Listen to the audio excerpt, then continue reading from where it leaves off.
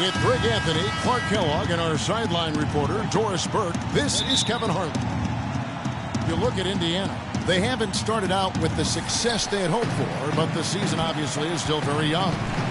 This is one of those games when you look at your calendar, it's circled before the schedule's even released. So it's one of the best rivalries we have in our league.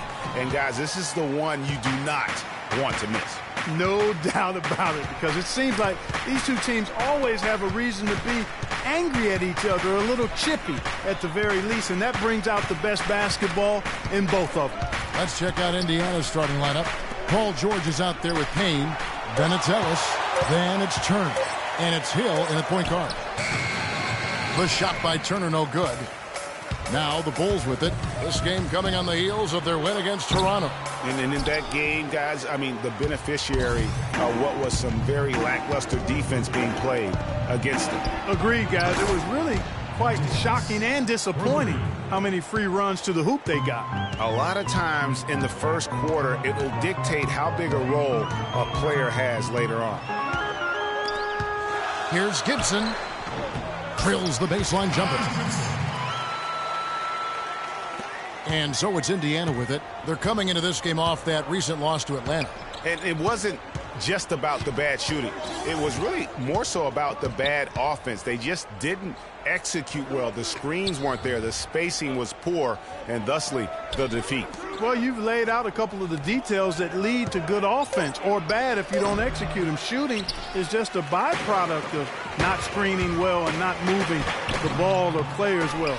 They didn't execute anything on the offensive end. And a fast break now for the Pacers, and the shot is good. Ellis has got 5 points so far. Well, that fast break went according to plan. Yeah, nice job there, Greg. Recognizing the opportunity was there to push it, and then excellent execution. Now the dish to Freak. Pass to Butler. The feed to Rose.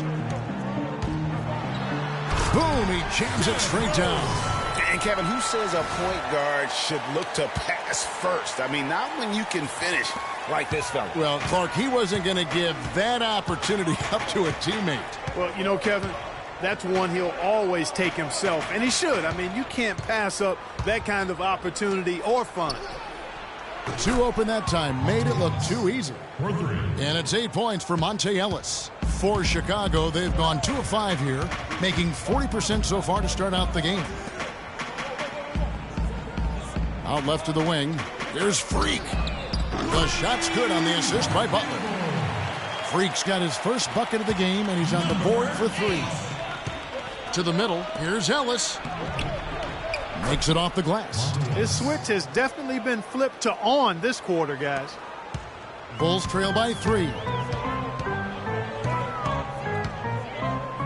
First quarter of play. We're about 3 minutes in. Nice step back to get it off. Freak's got 5 now. What handles? He broke the D down to the ground with that move. Rose against Hill. Pass to Ellis. They double-team Ellis. Hill has the open look. And again, it's the Pacers from deep. And that's another assist for a team that is putting on a clinic on how to share the ball. And I love the mentality that they've had. If a shot isn't there, they're not forcing it. They're moving it side to side until they finally get the one they want. And here is Butler. George Hill getting it to go from deep. And the shot falls short this time. That's a shot he's got to hit. You don't get many looks better from that range. And I tell you what, anytime you get those easy ones, that basket starts to get bigger. Turner. Count the bucket coming off a perfectly placed assist. Well, Merry Christmas. I mean, that was a freebie. The Bulls have gone 5 of 9 from the field here in the first. Here's Freak. Makes it off the glass. Freak's got 7. Man, he's having quite the quarter, converting at a really high percentage. Outside Hill.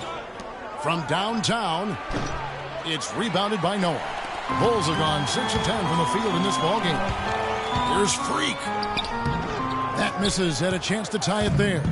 And he thought he had a clear path to the hoop, but the defense didn't give up on that play and cut him off. That's not the type of opportunity he fails to convert very often. He's looking confident right from the opening tip.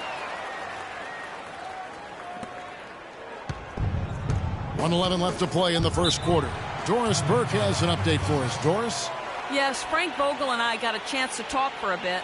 He said that their defensive focus, no surprise, will be trying to keep Derrick Rose out of the lane. He added, "You know he's come a long way as an outside shooter, but he's a pick-your-poison type of player. We can't let him get into the paint." Makes sense, Kevin. Great. Thanks for the report, Doris. And let's take a look now at some stats for Ellis. Good season for him last year. Last season, he averaged 18 points a game, 6 assists. Stands out, making his teammates better offensively with his terrific passing. Yeah, he's outstanding at controlling the tempo. I mean, keeps the ball moving and, of course, finds the open man. Catching up on the changes for Chicago. Withy's checked in for Noah. Portis comes in for Taj Gibson. Mirotic is checked in for Jimmy Butler. And it's Chalmers in for Derrick Rose. And it goes as the official calls the foul. Count it. He'll shoot one more at the free throw line. How about the concentration? He gets hit but stays with the play and gets the finish. Innovation and improvisation right there, Greg. Finding a way to get that shot to fall after taking the contact. Now here's Freak, coming off 31 points last game. And it's Moore penetrating. George with the ball. Now guarded by Mirotic, and he gets it to go. You know, his ability is matched only by his energy, guys. I mean, he's usually in the middle of everything for his team. There's the pass to Portis. Out to the right wing. Freak passes to Portis. A three ball.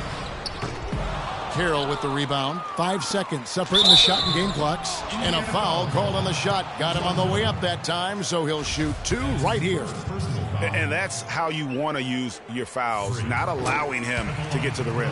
Yeah, I agree. That's a good play. I mean, you stop the sure thing, slam dunk with that foul. And I think you send a bit of a message, too, about your physicality and force in the basket area. Just solid. Really one of the very best there is at the free throw line.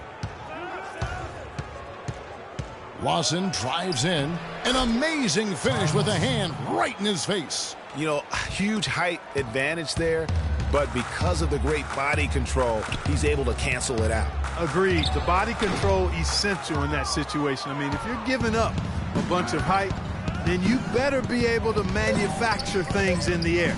George misses off the right eye. Offense, the order of the day as the first quarter comes to a close. Pacers lead by 5. And we'll be back with you for the start of the second quarter when we return.